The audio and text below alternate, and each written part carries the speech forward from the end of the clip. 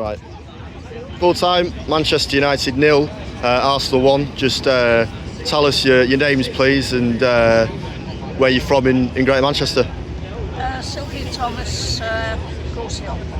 I'm Murph, and I live in the area, the district of Old Trafford. Cool. So we'll start with you, Murph. What did you make of that performance? Well, apart from the obvious thing that I think we need a better goalkeeper, and I think it's quite urgent how quickly United need no goalkeeper. I think the goalkeeper situation cost another manager his job. But by the by, allowing for that, I was actually quite encouraged by the performance of some of the players. It's still a bit blunt up front, but there's time for it to blend in. There's time for the team to go together. Put it this way, I thought United were a far better performance today than it was in Bilbao. And there's most more. I think with time, those new players, once he's bedded and get used to it, I think it could be dangerous. I think it can cause a lot of teams danger, but the goalkeeper badly needs the goalkeeper situation badly needs sorting out. Yeah, what do you make of that, Sylvia? Well, I agree to a certain degree, but I also think I don't like the balance in midfield. I think the new players have played well, but I think that to me we're a bit one-dimensional today, and we didn't have a centre forward creating spaces for other people, basically because we didn't have a centre forward on the pitch.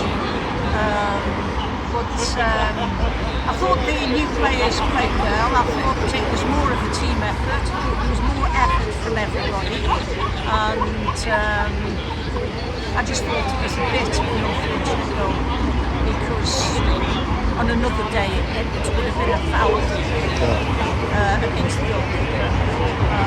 But I think there's promise there, but I didn't like the line. I thought it was too flat on the line.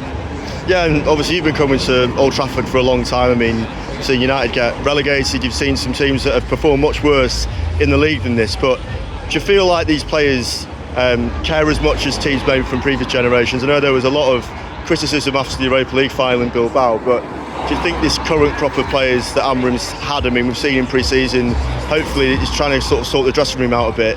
Do you think the players are properly invested in this now in terms of the ones that have stayed? I do, but at the same time, if you're not careful, you can have too many chiefs and not enough Indians, because I believe these are like these 6 players who've been picked to have a watchful eye on the others. I think it's, for me, Man United were at the best, Manchester United were at the best when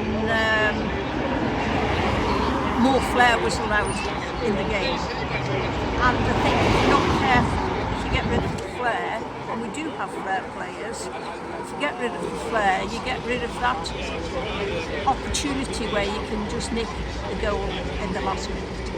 Yeah. Murph, you agree with that? Yeah, to a degree. I agree with Sylvia in regards to the getting rid of the flair players, but Amorim isn't known for indulging flair players. He's got a similar attitude to wingers as Alf Ramsey. So I'm not quite sure that he's as much open with the wingers at the club. He's more into the wing backs that are coming forward from the back. So I'm not sure. I'm not sure what's going to happen in the flanks at United. United historically are great wing players, but I'm not sure what the future is for wings at Old Trafford at the moment. But Amorim's far more methodical. He has a far more methodical way of seeing it than United fans are traditionally used to. So I'm not quite sure how that's going to pan out. Yeah, and especially this season we've seen Amorim with players like Fernandes as well. Even though he's probably the best player in the squad, it'd be interesting to see what happens, whether there's actually a place for him next season or the season after, because he's a bit like Ronaldo in the sense that he's United's best player in that position, but the rest of the system doesn't really work with him in the team. Yeah, that could happen. And maybe it's what's Fernandes now, 31, 32. It could be speculating. It could be a gradual easing out of Fernandes this time at Old Trafford, particularly these new midfielders that come in this season. But time will tell on that one. I don't know for sure. Yeah, I mean, it'd be interesting to see as well what happens with the goalkeeper situation, because I think Grimsby in the League Cup, I mean, I'm just speculating, but I'd personally start Tom Heaton in that game just to see whether he's up for it or not, because United have got 3 keepers, and I think all of them could make an argument to say that they want to start at the minute, because United don't have a number 1. Yeah, but I'd definitely start. I was chatting with this very survey right starting. I mean, I'm over starting Tom Heaton for as many games as possible, because purely on the basis that he has to be better than the 2 incumbents we already have. He's, I mean, I know Onana gave his great reputation of being a good distributor of the ball, a good ball player. He's not even very good at that. And as a goalkeeper, he's no better than the man who he placed. This other guy that got invited though, he's the same. So I don't think United have anything to lose in starting Tom Heaton for as long as it takes. But I'll be right back to what I said before. Desperately need a decent keeper. Desperately. Yeah, what do you make of that, Sylvia? Agree? Yes, I think I would have started with a new keeper to begin with, because last season so many goals were given away. And with a good goalkeeper, it doesn't matter if mistakes are made in front of them. You can clear up the mess because you're thinking that one step ahead. I think he lacks concentration and I don't think Bayinda is physically strong enough for the Premiership. And Tom Heaton has got those qualities. So I think I would have gone out and bought a new keeper. And to say that Onana is going to be the keeper for this season anyway, I think it's a bit foolish, because I don't think he has the concentration, and I think he's lacking confidence as well. Yeah, and there's a couple of really difficult games coming up. I mean, Fulham's next, but City, Chelsea. I think Amorim has to start the ground running this season, because if he drops as many points as he did last season, he's not going to stay in the job. He didn't start the season though, did he? Well, that's true. Yeah. If we do, yes. But I was quite pleased with the back 3. But then again, we started last season with so many people coming back from the European League with injuries. So, but I thought certain people thought the back 3 played quite well, aggressive, fast, determined. I think we've got a big hole in midfield,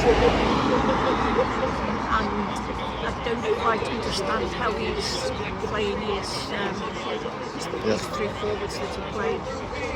And I think they played well, but we've got to be better than that. Yeah, Murph, right, moving forward then, Fulham away next week. How do you think that one's going to pan out? Well, I'd expect United to win the game, but I mean, I won't back it with any money. United are so predictable. I think United have got the quality to win at Fulham, but it's United are so predictable. I wouldn't touch it. I wouldn't go to the bookies and place a bet United to win. But it's United have traditionally done well at Fulham over the years. Of course, Fulham got United at the cup last season. United have won at Craven Cottage last 2 or 3 occasions on the bounce. And they were on the rocks when they won there. So yeah, I think United will win next weekend, but how they play and how convincing it is another story. But like I say, having watched the team effort today, the cohesion and the team going together, I think United, the team will be fine. It's just the back and the goalkeeper situation concerns me. I think United are going to concede stupid goals this season, and that could happen anywhere. Cool. Right. Cheers, both. Thank you. Okay, thanks. Nice one.